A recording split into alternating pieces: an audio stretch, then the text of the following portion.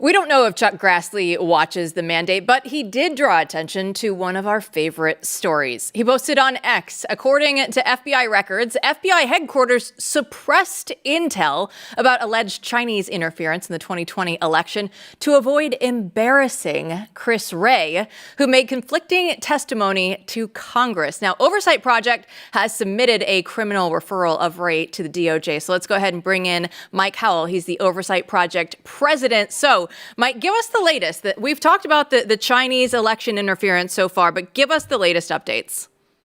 So last week we submitted the criminal referral when a bunch of documents were initially released to Senator Grassley. Keep in mind that FBI Director Wray and Bongino put out a statement saying that in their view, Christopher Wray had lied to Congress and covered up this information for political reasons. Fast forward to this week. More information comes out that proves more of the same. Chuck Grassley got more documents. So we made sure to check in with the FBI today. We received confirmation that they are indeed in receipt of our criminal referral, as is the Department of Justice, by the way.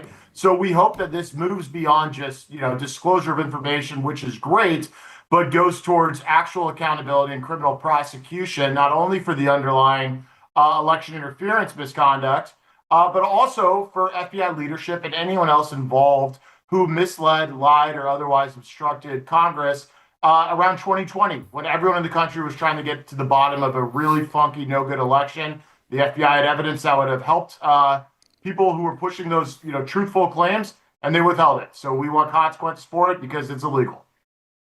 So let's talk about the history of this. One thing we're going to be doing more of is Blaze News Investigates, like episodes on the show focused on investigation, which is really the missing piece to a lot of right-leaning media. There's not the same level of funding, and so what the left does is what we should do is a combination of nonprofits and other entities working outside and adjacent to media organizations, as well as media organizations themselves, right? Actually putting the time, funding, and effort into investigative stories. And if you look at this story, I mean, here's something that, has been suppressed, right, for a long time. So what's your kind of take on the history of this? I mean, is this an example of the kind of problem that we face in media with the government hiding this stuff over time and it taking so long for things to actually come out? Yeah, that's absolutely. You nailed it. And that's why what the Blaze is doing is so critically important, along with, our work at the Oversight Project. That's why we started the Oversight Project, is because the institutional right, whether, media, think tanks, law firms, what have you, did not have the investigative apparatus. So we recruited people out of the FBI who were sick of it being weaponized, out of intelligence community, and, people with technological backgrounds and tools and skill sets that are otherwise available or, used. And so we take all of these people, we equip them with what they need, and we point out the huge problems. But for this particular kind of CCP election interference, it goes to the broader trend of what was so wrong for so long. It's that despite overwhelming evidence that was, hitting the intelligence community and law enforcement at all times, if you think the things that related to Hunter Biden and the Biden family writ large, things that related to foreign election interference that have helped Democrats, it was ignored. Whereas anything that touched on the right, particularly President Trump, no matter how frivolous, was pursued to the ends of the earth. Think about what Jack Smith did. And that's the problem that still, to some degree, persists, even with the right political control of this administration. For instance, today, we called out that at the FBI, somebody who opened investigation into President Trump as it related to the Russia hoax was promoted. And now under Kash Patel and Dan Bongino's FBI, they're the special agent in charge at the Washington field office. So these people are still there. The way we called it today is a Congo line of liars, and they're still doing damage. We need to get them out, and investigative entities need to make that case publicly and loudly, because our friends at the FBI, they do, to their credit, have their hands pretty full with a lot of things going on, and the full-time investigative dedication that all of us are bringing to this, I think, helps move the ball forward. That's a great thread at It's Your Gov. If you want to go read that, it's the Russian Congo line out there. I laughed so hard when I saw that this morning. But Mike, we're told, right, this new FBI is going to have a different look, a different feel. But something that you put on X this morning, you were talking about a new FBI headquarters is a massive win for the entrenched bureaucracy, and it's a huge setback for the potential for actual substantive reform. There's no other way to put it, you say. I look at this and I say, okay, I want to believe, right? Because we now know the FBI, they're going to move their headquarters from the Hoover Building over to the Reagan Building, right? We know USAID just got kicked out of there. I want to believe that things are going to change. Are they going to change? I don't think materially enough. I think the fundamental problem right now is, the sense is with new leadership in there, maybe the FBI can just stop doing enough bad things. And instead of fundamentally reforming itself, we're seeing, Director Patel and Deputy Director Bongino really leaning in to some of the key shifts that started under Comey and continued under Wray, particularly their building out of the FBI's intelligence function, where so many of these bad things emanated from. I mean, they're openly bragging about recruiting and staffing that out and pointing to the work product of it. And a lot of people who have called for reform of the FBI have pointed out that things started going wrong when it really, post 9/11, embraced that intelligence function. Part of the narrative that they're also simultaneously pushing is let cops be cops.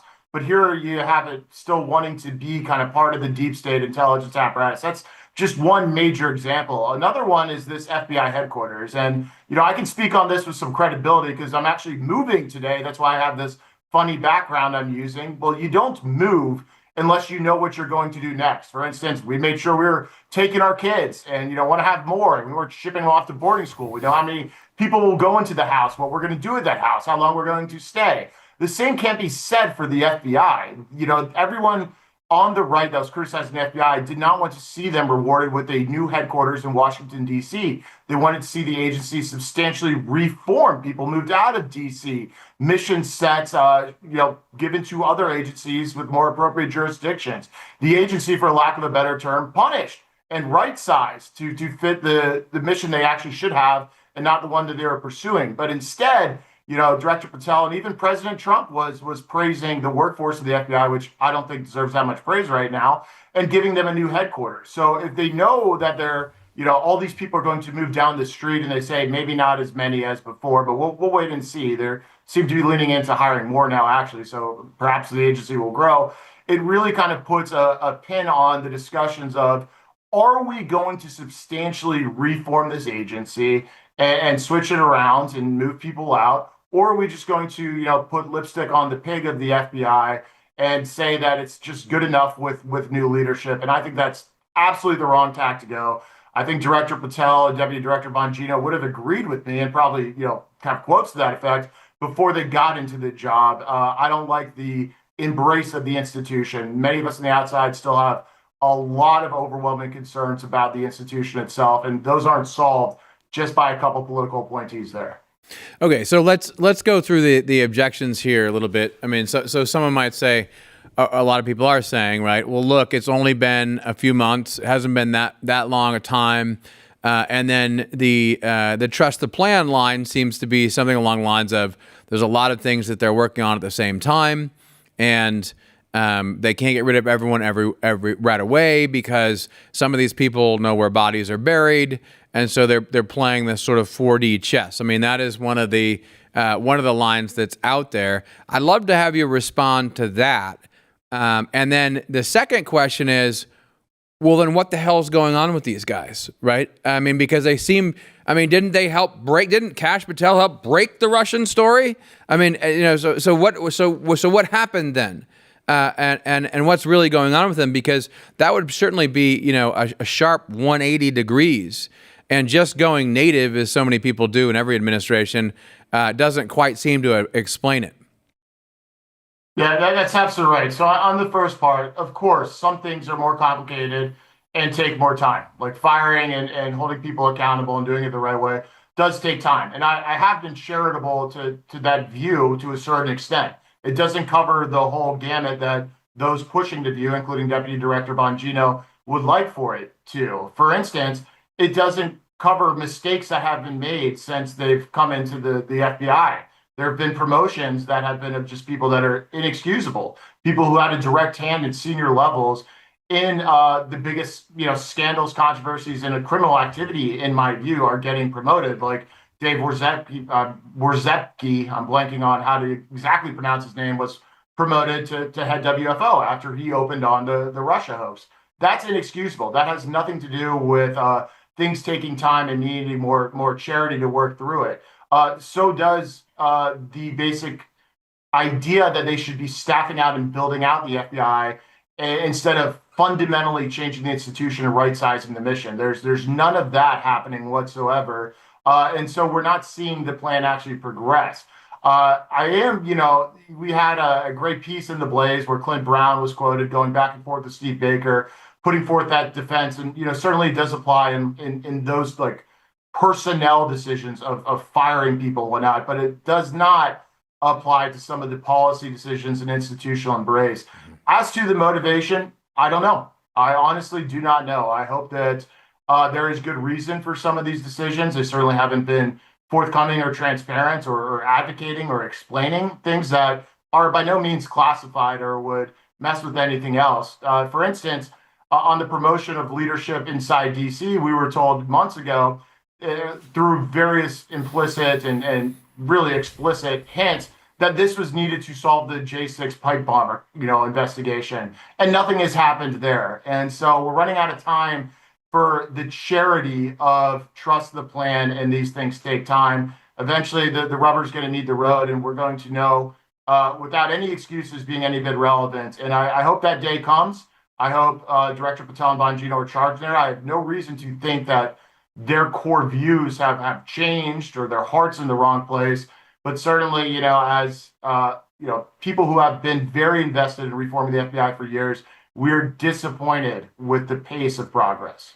Yeah, I'm going to hold out hope because the alternative is just too painful at this point. So I'm going to keep just saying, all right, give them a little bit more time and we'll see what happens. Mike, we love it when you come on and drop new reports and new information. So I know that you have something called No King's Day coming out. So give us a sneak peek. What can we expect? Yeah, absolutely. So our awesome investigative team who, knows how to really map social networks, funding streams and whatnot, dove in when the No Kings protests were, popping up all over the country. And what we have found essentially are a lot of communist linkages. Obviously, the media wanted to pretend these were grassroots kind of, liberal, middle of the road kind of displeasure with President Trump. And that's absolutely not the case. And we look forward to next week really pointing out some of the connective tissues of these protest organizers through kind of who they associate with, who they get their news with, who they follow, who politically they promote. And it is not, and I know this surprises no one watching this, what the legacy media pretended it to be. It is a far left, hardcore, radical, I would say leftist authoritarian just organization that sprouted up and continues to fund and promote these protests. It is way more Zoran, Mondani kind of vibe up in New York than it is what the Democrats are trying to rebrand themselves to, which is a moderate party, which nobody's buying whatsoever. And we look forward to proving that further. We look forward to reading that at a future date. Mike Howell, you can tell the dedication is there. He is with us on Moving Day, America. What more do you need, Mike? Thanks so much. Hey, thanks for having me, guys. And Matthew, you can see it, right? We were talking about the investigative just a little bit earlier with Mike. It's so much of what Blaze News does, and that's exactly why we bring people like Mike on the show and into the team. Yeah, what we need is a weekly show that just is focused on deeper dives into these investigative topics because they get lost in the shuffle a lot of times. So when I started here, one of the first ones we did was on Tim Ballard, very controversial. I mean, many people who watched the network thought he was a hero. A lot of people still do. But there were some very disturbing stories that came out about him. We were the first to break that on the right because we don't respect, we're not going to protect people who are creepy on any side. And that was good. That was something that was very important to people here, given that he had received the support of many people at Blaze.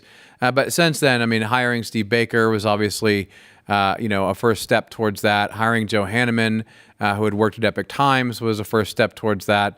and then bringing on Howell is an obvious one. And I think there's a lot of people out there like Howell who are working in outside organizations, want to distribute their stuff, who are trusted and vetted by yours truly and others here, that we can bring together so that we have more 60-minute style content for the right. We're bringing in stories from all over the place. And, last but not least, there's a woman here named Jill Savage who's been involved in a lot of investigative work over the last few months and is heading a lot of that up. Yeah, I can tell you personally, just with our stories that we're doing on a certain congressman, which if you followed the show, there is a need for this on the right because we've told the New York Times about this story. We've told Politico about this story. No one is interested in sharing the story right now because it doesn't suit their interests. We have to break that mold because if we know that there is wrongdoing that is happening somewhere, we need to tell you about it. And we're not afraid to do it.